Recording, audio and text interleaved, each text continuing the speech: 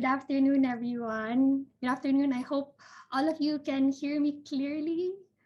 If you do, please do give me a thumbs up, just so I know there are real people in this event. Thank you. Thank you so much.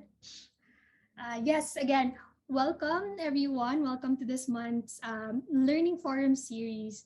And thank you for taking your time to join us today. Of course, this event is brought to you by Quintegral, Tranocate, and American Management Association.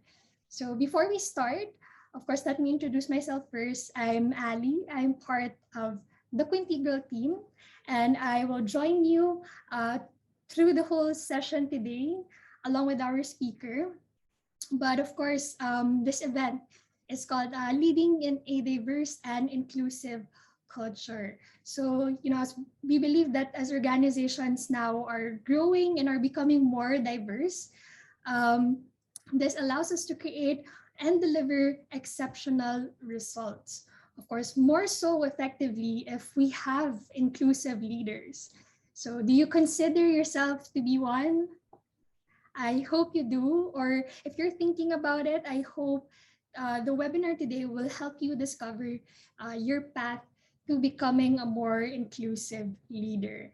So for today, as we get a glimpse of the 4-day live online seminar of the same title, allow me to introduce our speaker. To give you a bit of a background, we have someone today who has been facilitating crucial forums since she was 19 years old and have been dealing with um, multi-sectoral stakeholders ever since. So for over 33 years, she's helped 40 nonprofits in communications, strategy, and organizational development. She also had her degree in Master of Arts in Social Change at the Star King School for the Ministry in Berkeley, as well as an MBA with a focus on international business. So without further ado, I will now be giving the floor to our speaker, Tet Gallardo. Hi, Tet. Good afternoon, everyone. Thank you, Ali, for the wonderful introduction. I'm so glad to see all of you here today. It should be a Friday afternoon and you should all be doing something else, but here you are, very interested in our discussion. And I cannot wait to share with you what we have for today. So first of all, this is called Leading in a Diverse and Inclusive Culture. So hello again, my name is Tet Gallardo. And again, this is who I am with better hair in this picture, obviously. So I have done a lot of organizational development work. I was also exposed to a lot of collaboration work with Roland Sullivan, who was one of the pioneers of organizational development in the world. And yes, I'm kind of old with 33 years of experience. And so I would like to help you in trying to appreciate first what culture means to an organization. And I hope that you could use a chat box and let's chat up and give me your assumptions on what to you is an inclusive leader. What do you think should be the features of a leader who needs to lead in a diverse and inclusive culture? So as you know, culture is probably the most overlooked factor in many organizations. People will say, oh, there's process, there's technology, there's people, and then what? And then the culture is like the informal system that could be the greatest forceful undercurrent in all your processes that are on paper, right? So we need to be careful with what culture we are trying to take shape in our organizations. So our overarching goal right now is really just to give you a little taste of what this full seminar would be. This full seminar is 4 days, but here we just have 1 hour to give you a taste of what it's like to go through this seminar. So the overarching goal is to provide a roadmap for the process of becoming an inclusive leader. So this is our agenda. First, we share the purpose and overarching goal of the seminar, and then provide insight into what skills and abilities lead to becoming an effective inclusive leader, and then show how those skills are addressed within the program. So this is the program agenda. And so it also introduces one of the modules, and we teach some of the key concepts and behavioral skills from that module. So in the 5 modules within this seminar, we will only introduce one of those modules. So the training is a few things and is not a few things. So it is about increasing cross-cultural competency through application of new frameworks to look at differences. Yeah, it's very easy for us to look at how many of our teammates, for instance, think like us, affirm us. As leaders, we like to resonate with a lot of them because that's how we move them. But we need to not avoid all those challenging parts of our team that may provide new insight on how we may better perceive challenges in the horizon, right? So it is also, this training is focused on behaviors, not attitudes. Our attitudes take years to change, but the behaviors, we need to know what behaviors are appropriate and what are not in building teams with great inclusive and diverse culture. And so this training is also inclusive of all learning styles that are needed in order for us to learn how to be continuous learners as leaders. So these are not just leading styles, but learning styles as well. And so we also try to develop skills to create an inclusionary environment. And that is a little bit tricky, but there are indicators on how you know you succeed. And that is when the team feels safe with unique perspectives. Okay, when they feel safe with saying their unique perspectives. So the training is not focused on cultural specific information. We don't say, here's how you do it in the Philippines, here's how you do it in America. Okay, here's how you do it generally in a corporate culture where you are surrounded by people who need to be professionals delivering goals, right? They are delivering the specific purposes to which they were assigned.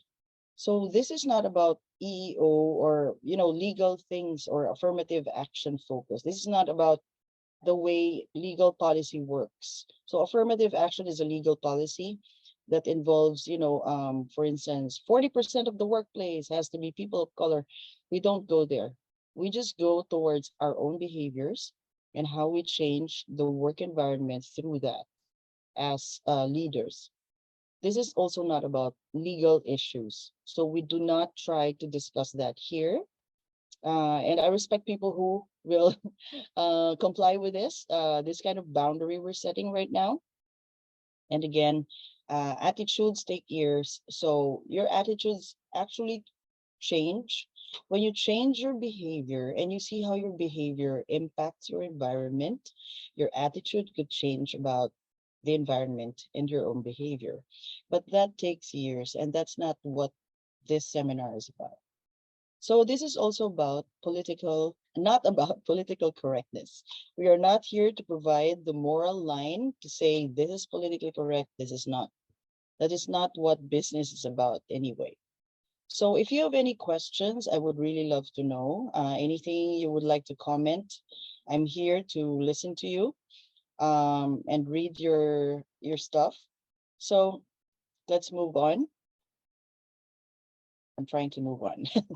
Okay, what are the inclusive leader competencies? Please let us know. Try to think about the ways in which your leader provided a safe environment for you and your unique ideas, or provided a deeper understanding of your limits or your perspectives or your concerns. Like, hey, I'm concerned that if we do this, this might happen.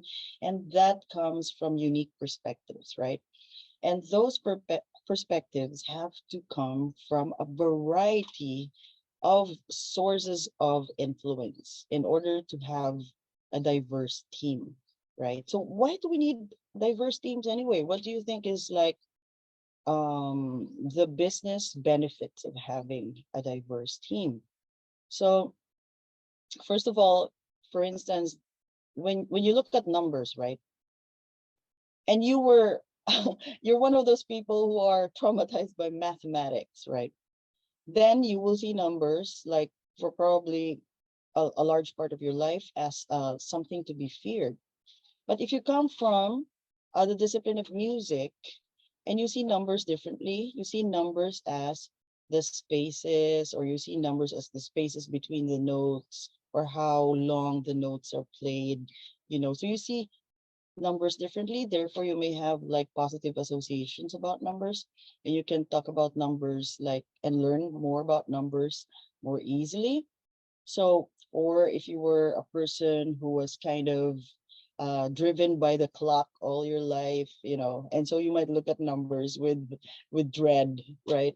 Oh my gosh, it's 1 p.m. Oh my gosh, it's 2 p.m. So we need a diverse team so that there's many attitudes that they bring towards common themes like numbers. Numbers is a theme, and your team has many different ways of the many different attitudes towards numbers that you may try to channel, or you may try to open to them and let them talk about numbers in beautiful ways so that the other team members could leverage on that attitude of theirs.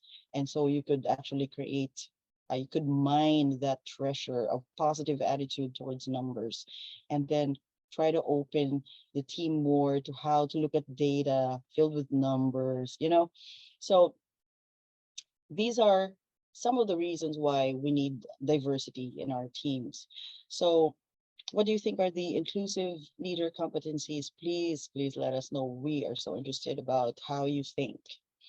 So inclusive leaders must be able to create a safe environment, right? So what do you think? What competencies would play into that?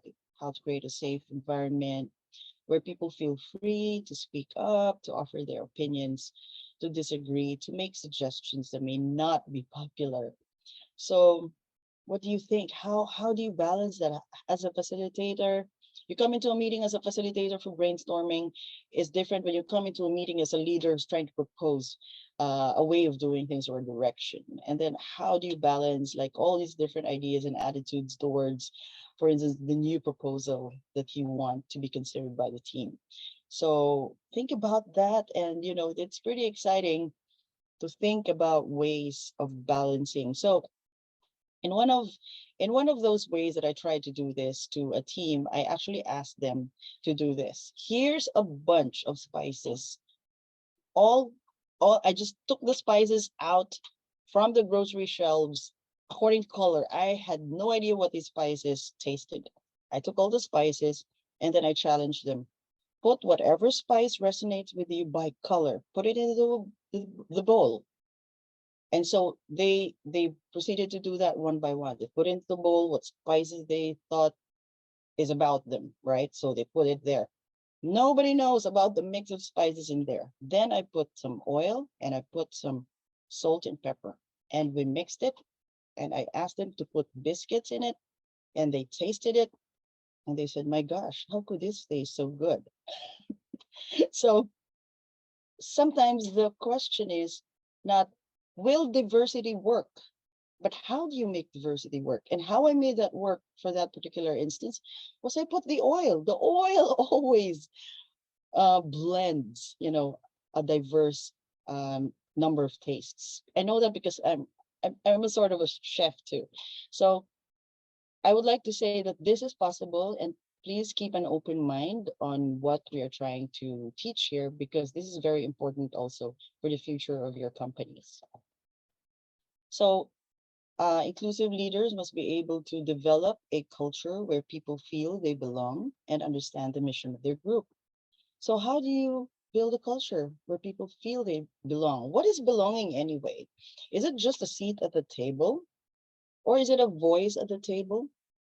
Or is it feeling great about being at the table, right? So that's how you know people feel they belong.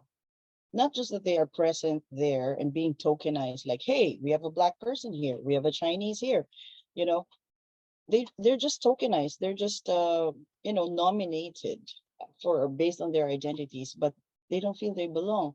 So when you try to develop a culture where people feel they belong, you have to accept fully where they come from when they're trying to suggest things. So keep an open mind. Maybe there's a perspective you're missing, and also try to, as a leader, you must try to be preempting just in case there's a tension that might build because of a certain perspective, like jump in right away and try to mend a foreseen tension that's not yet there.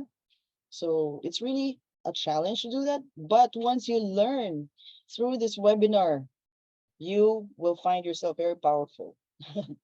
So an inclusive leader must also be able to ensure that every member understands how things are expected to be done, right? It should be clear where they stand in the number of things that are expected to be done, right? So in every project or in every season or in every time frame, there's always a number of things to be done, and every member must understand what are expected of them.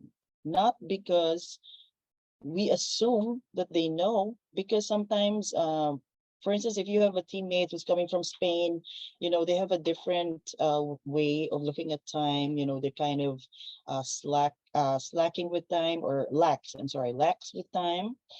And then you have teammates who are from Northern America, and they are like, very strict with time. So you must be able to like consider these cultural differences when you're trying to create a team culture. And to be clear, what is expected? Should we expect the North American sense of time, or should we expect the Spanish sense of time, and or something in between? So it must be communicated very well.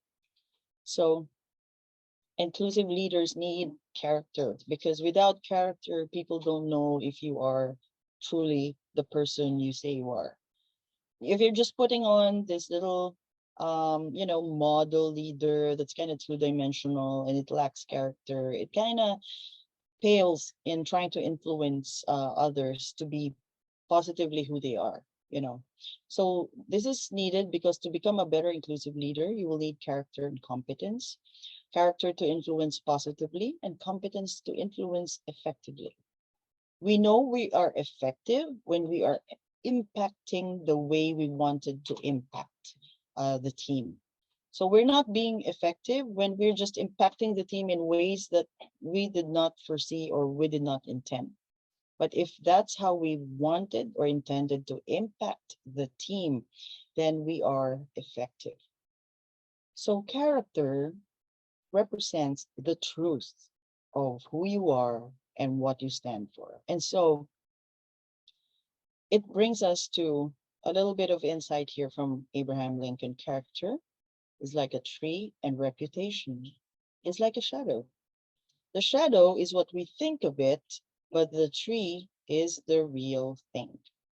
Okay, so here's a rundown of the workshop modules within this seminar. So number one is the introduction to diversity and inclusion. Number two is bridging communication differences. Number three is leading a successful multicultural team. And number four is dialogue, having difficult conversations. And five, your vision and plan for an inclusive workplace. So we don't just learn things, we learn how to apply them. And that's what number five is for. So for today, we will go through each module in terms of learning objectives, but we will focus on module 4. So in module 1, again, introduction to diversity and inclusion. And the learning objectives are introduction to diversity and inclusion, what these means, and then bridging communication differences, leading a successful multicultural team, dialogue, having difficult conversations, and then your vision and plan for an inclusive workplace. So first, we introduce to you what all of it is. And then in module 2, we go right away to bridging communication differences. So the learning objectives are identify communication styles and recognize obstacles that may hinder communication.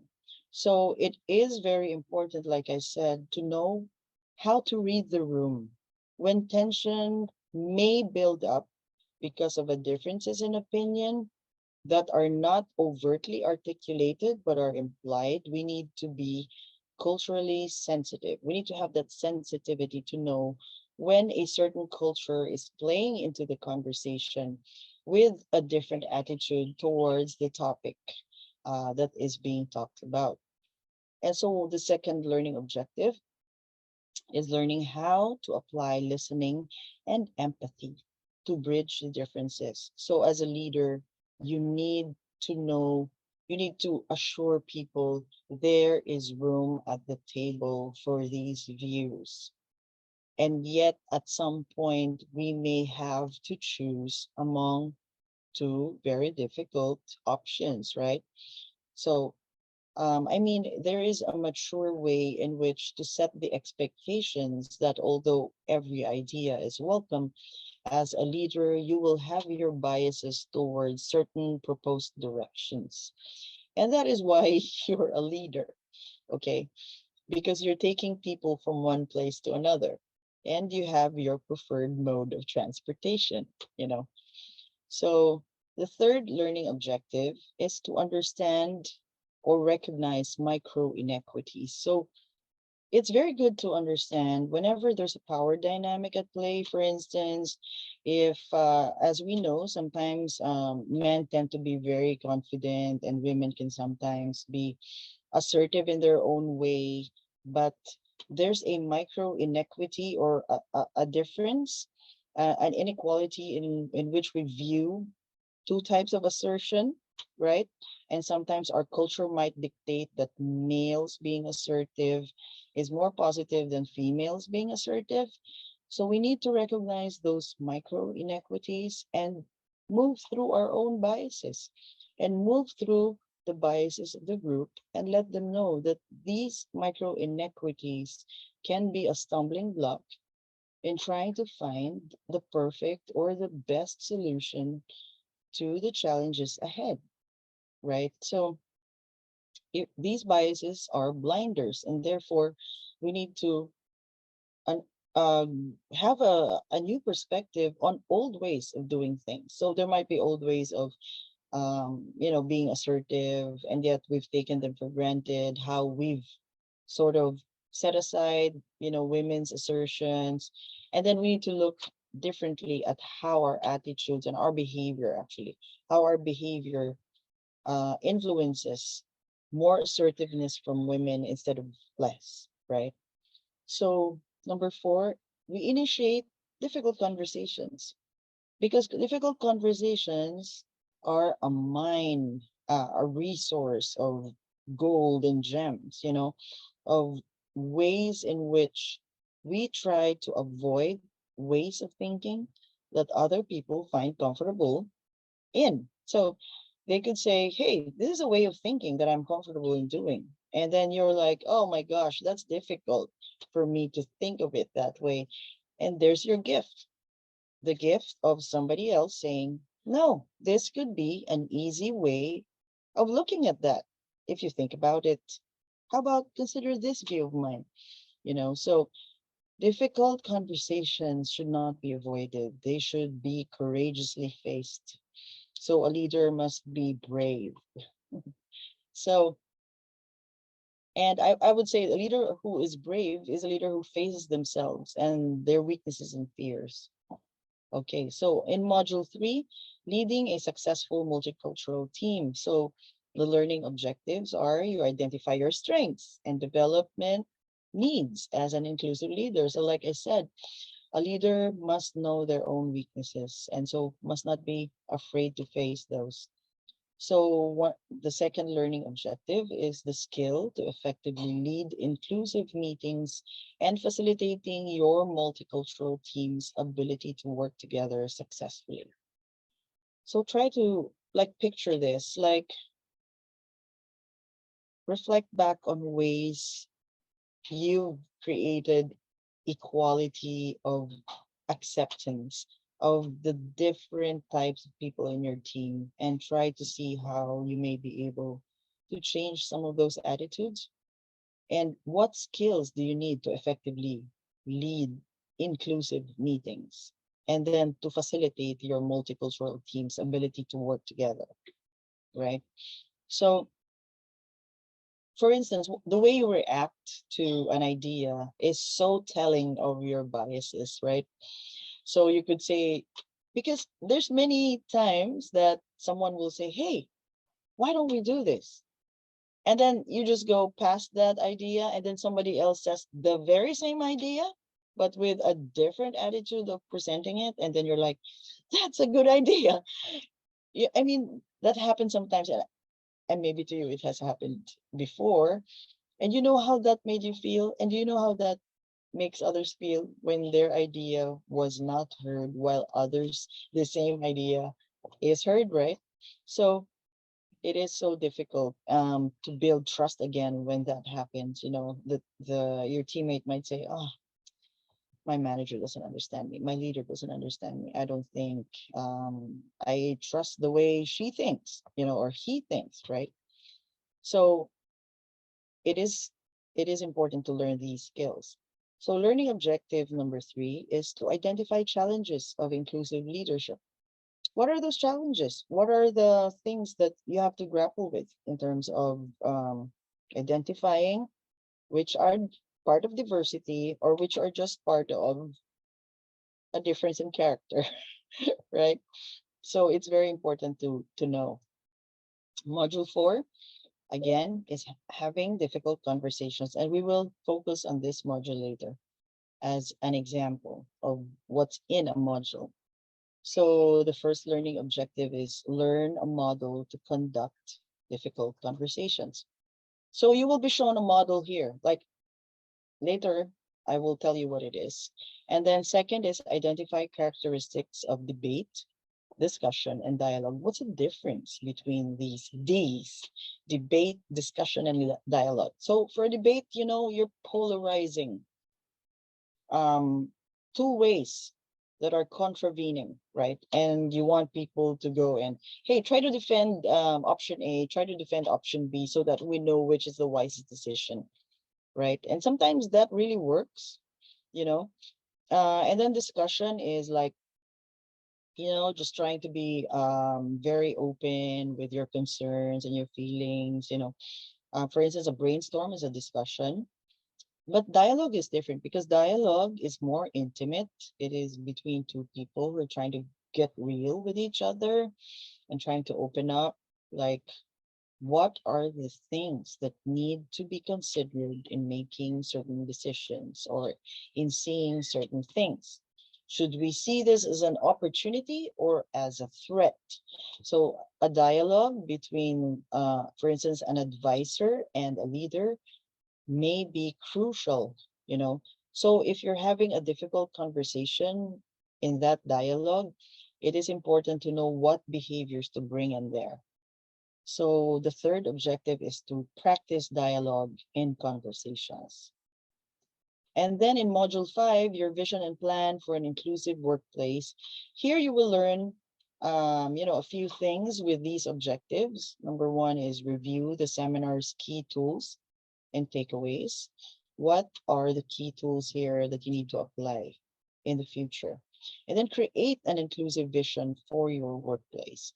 So you would like a vision of, for instance, in the US, I know of a company that said more people of color in every part of our workplace, you know. And how did they do that? Right. So there was a church that said, we want people of color to be welcome here, but there's only a few races that come in. How do we do that?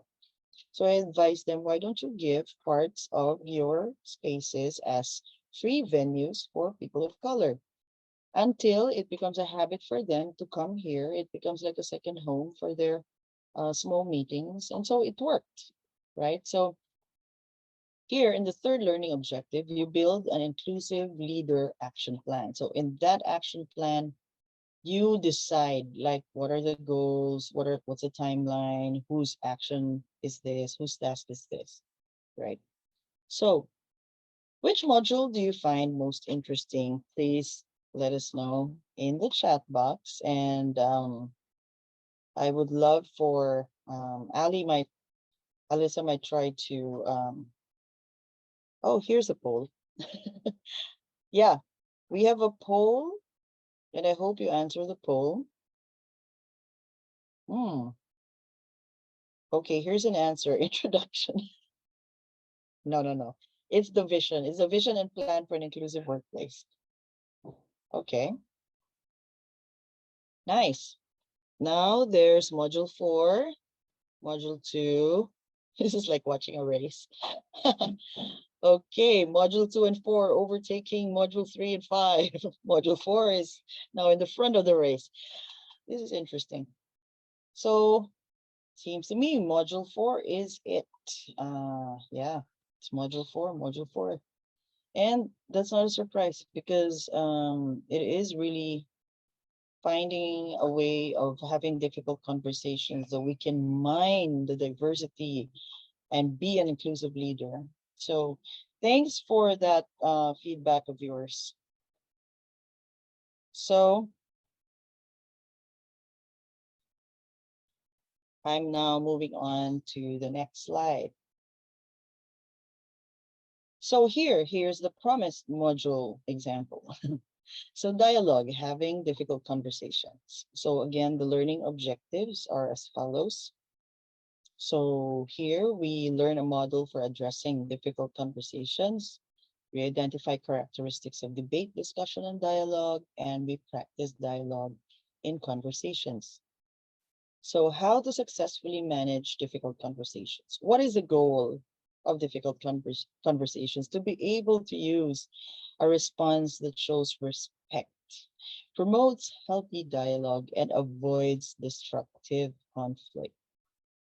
Because deep inside, when you have led the group very well, when you have imparted and transmitted properly the proper values and the proper priorities, you would still find conflicting views on how to get there. And so we must always show respect to the people who open themselves up to us. And so we try to promote healthy dialogue. There were times that I went to a community that were having, highly polarized, highly politicized community. In the end, I asked them, what do you want for a society? All of them, same goals. They want clean, no trash. They want no crime. They want peace. They want development. And yet they were conflicted in ways that were destructive. I think because the community leader was not present at all, you know. So as you, as a leader, you need to be first present. They need to know there's a leader in here. There's no void to fill so that there is no competition to supplant the missing leader or the missing leadership.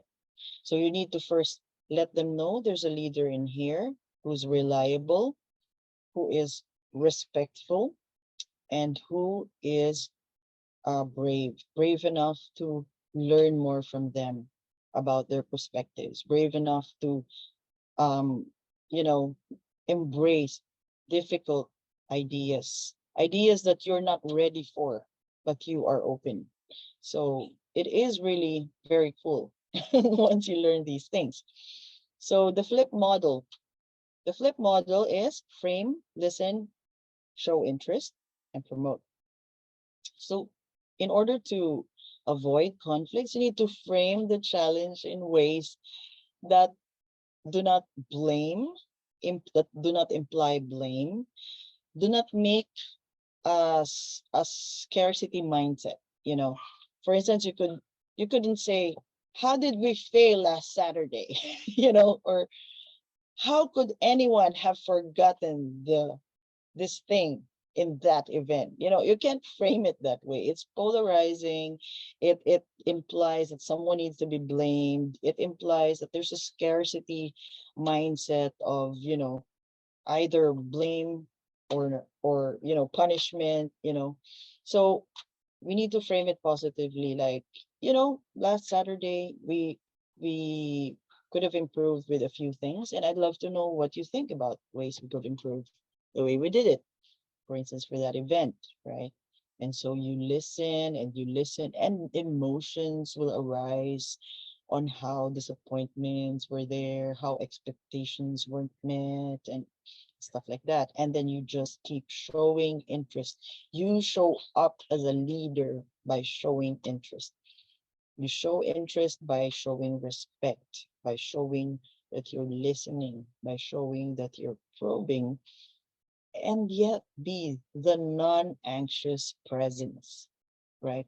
That is important, being the non-anxious presence. This I learned from Friedman, and you can Google that, non-anxious presence by Friedman.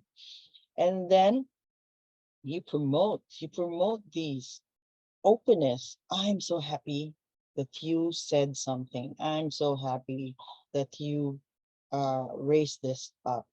We will take note of this. And I must tell you that it has been my practice as a leader, at least annually. I would ask my staff, please let me know, please give me feedback right now, like even with emotions pouring in. What do you think of the way I've done the last year? And I just listen. I don't even react. I just go, thank you. And then I just take notes. Wow. So that's how it was for you. That was the experience for you. And I just take note.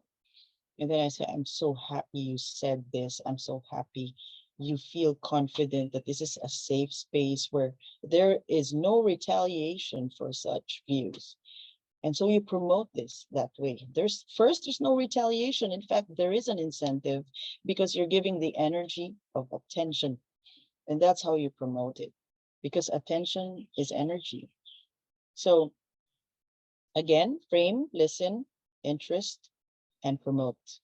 So I'd like you to look at the slides for like a minute and read it through and let me know if you think, you know, where do you think you lack, what insights have you gotten so far in this webinar introduction on how you could be a better leader? Are there ways that you want to share with us? Like, I would probably share right now that listening to me has been a very late skill because I've always taught myself to teach. I've always been like the authority figure, teaching, going to delivering workshops. And back in the 90s, it's not like teachers were seen as learners. Teachers were teachers and learners were learners, right? So listening to me was a very late skill. How about you? Let us know. This is a safe space, and please be confident to share. So yeah.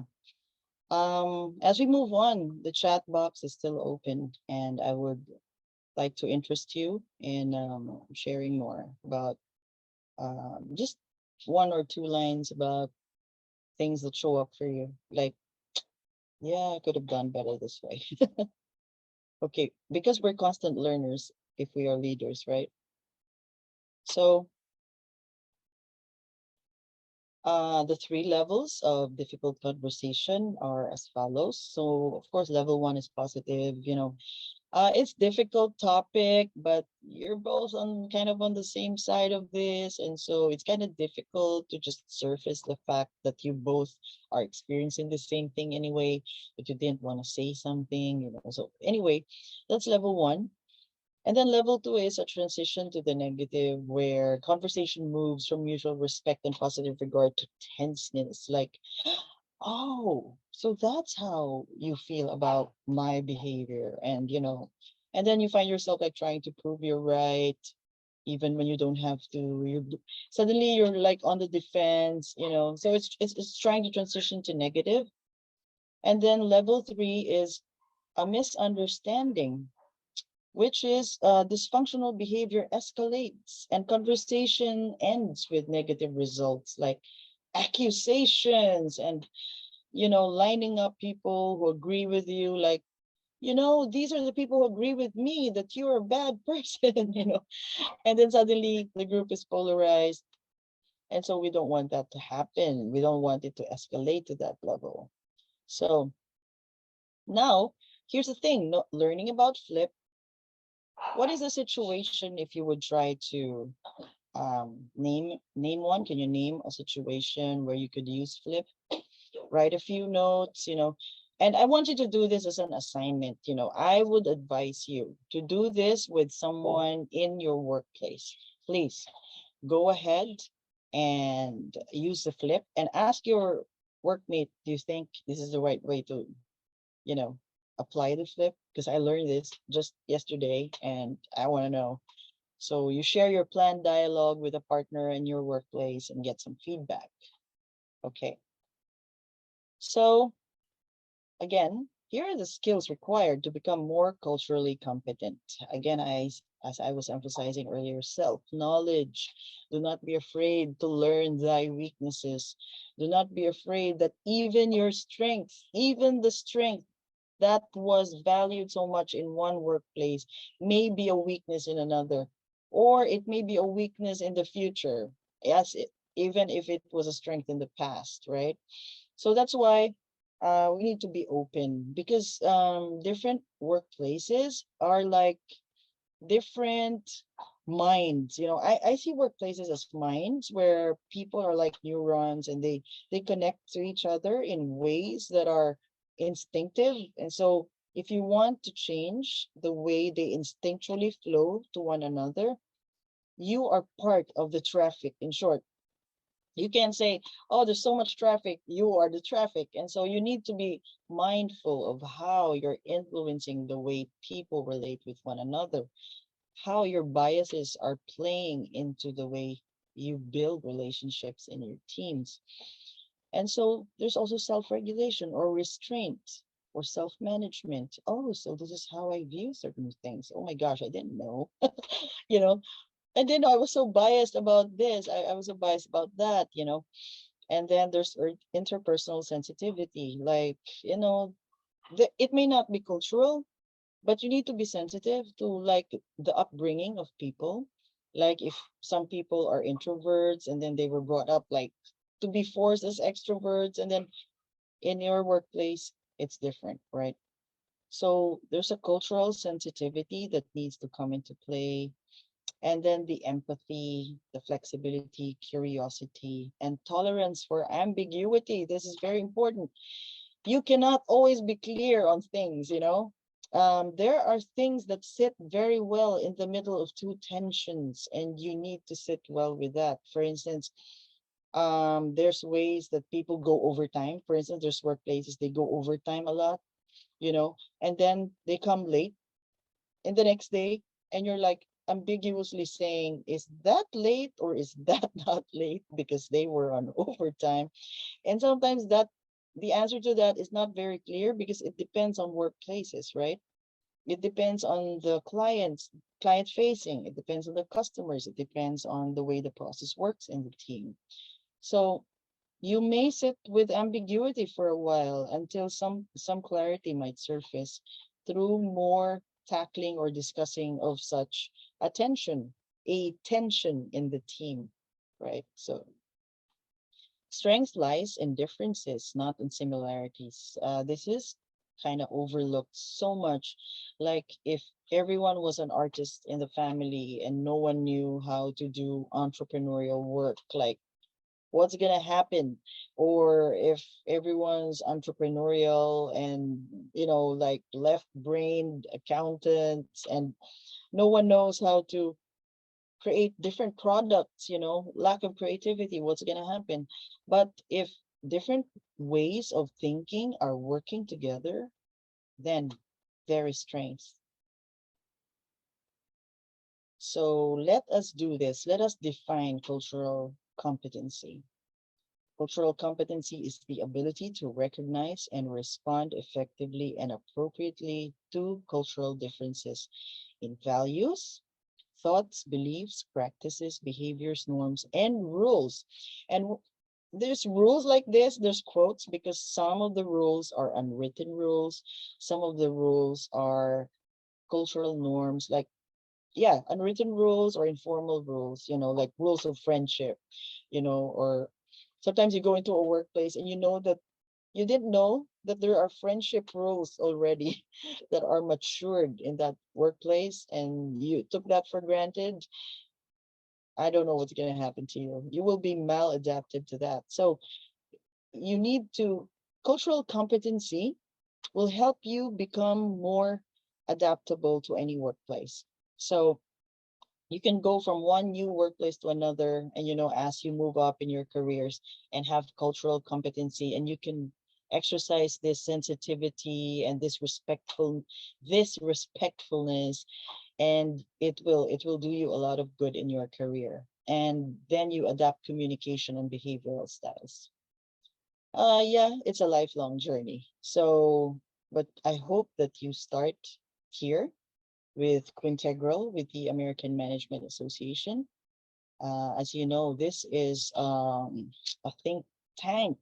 It works like a think tank of so much wisdom coming from the different leaders in the corporate world. So cultural competency is a lifelong journey. It is not the new ideas that cause trouble.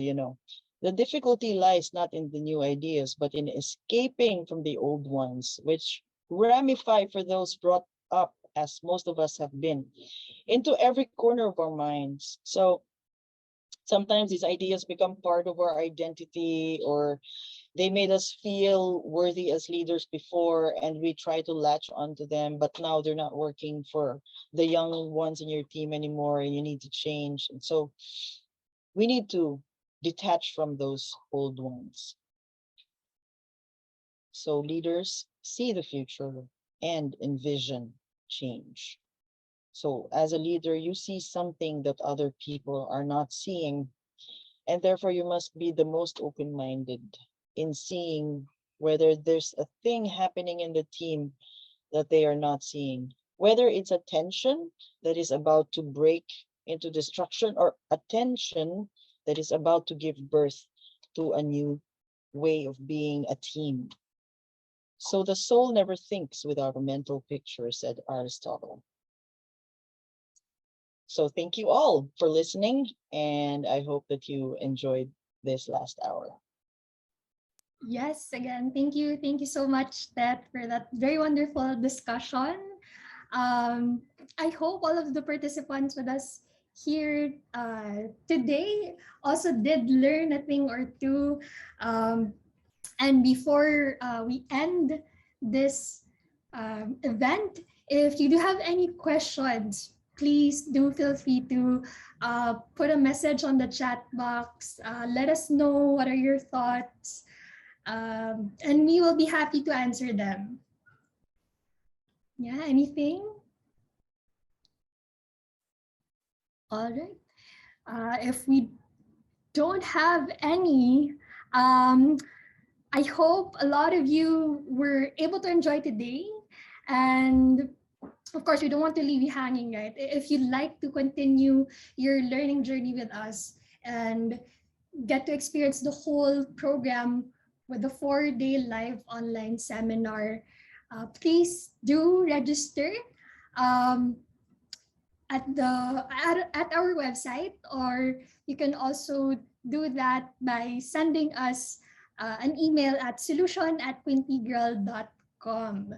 Okay, and you can also get in touch with us through our Facebook, LinkedIn, and of course YouTube channel. We also have YouTube for our past learning forum series, selected recordings of our past learning forum series, and other I think very helpful and relevant content, especially for our leaders and L&D managers and people who are interested in learning more about leadership, management, and everything else in between. So again, before we finish today, I hope every one of you can take a little bit of your time to give us the gift of feedback.